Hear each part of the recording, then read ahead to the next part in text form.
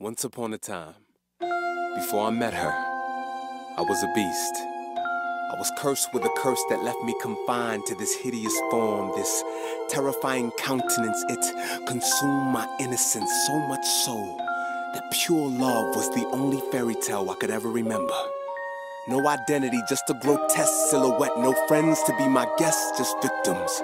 I confided in no one but loneliness until I started conversing with candles and clocks, which only deepened my despair, knowing that time was waxing away.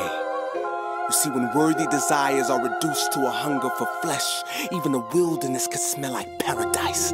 Cause what some call dates, I called hunting for prey. I even had damsels flashing me with their voluptuous compromises. Fulfilling my National Geographic fantasies, I always wanted a girl gone wild. So what on earth would cause a gorgeous matador to unravel her rose-colored heart and wave it so virtuously in my face when she knew I was on that bull who gave her the audacity to trespass into the haunted castle of my mind? And whose silly idea was it to convince this ravishing beauty to lavishly love an atrocious animal?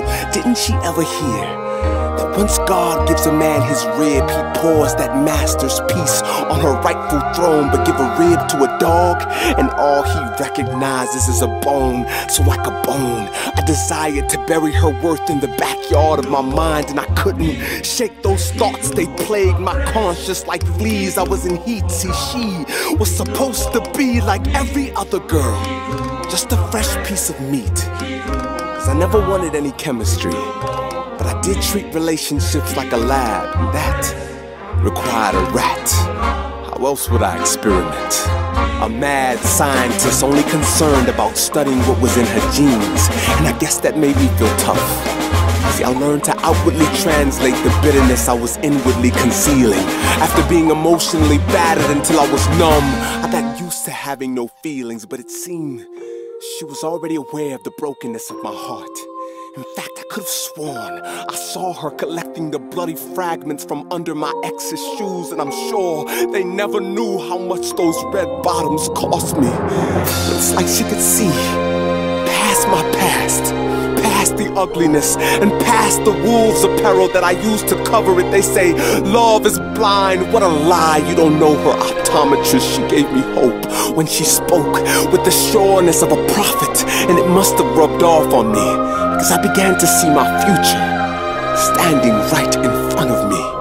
Though we were polar opposites, I had to consider there must have been something, an untamable, transformational force that drew us, like the sketches of an architect drew us, like the pull of affectionate magnets drew us, like the pistols of dueling cowboys in our souls were two bullets that collided like asteroids that weren't paying close enough attention to where they were going, and at last, perhaps, due to the impact, the spell was broken.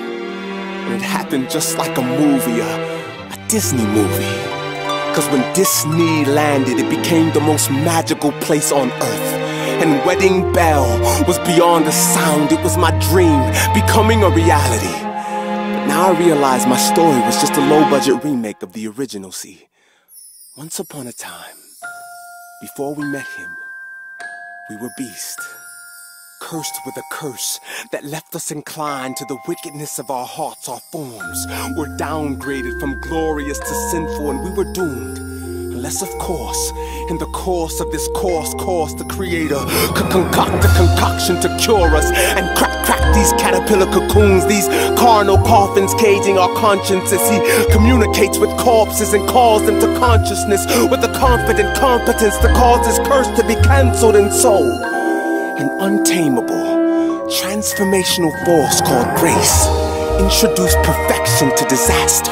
Though we were unworthy to cross his path, through the cross's path, heathens have made contact with matchless beauty. His mercy was laid so heavily upon us, it suffocated the groanings of our guilt and the cries of our judgment. He reached past the depths of death through the chambers of darkness and pulled us out of the lost and found. We were lost and found by he whose presence makes wimps of our savage facades with a passion so intimidating. He just loves and loves the hell out of us, because he understood that once the purest of blood was spilled, it would never be in vain. So no matter who finds Christ, the truest love, they will never be the same again.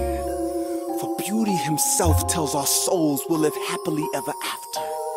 But to the beast we call sin, he will say, the end.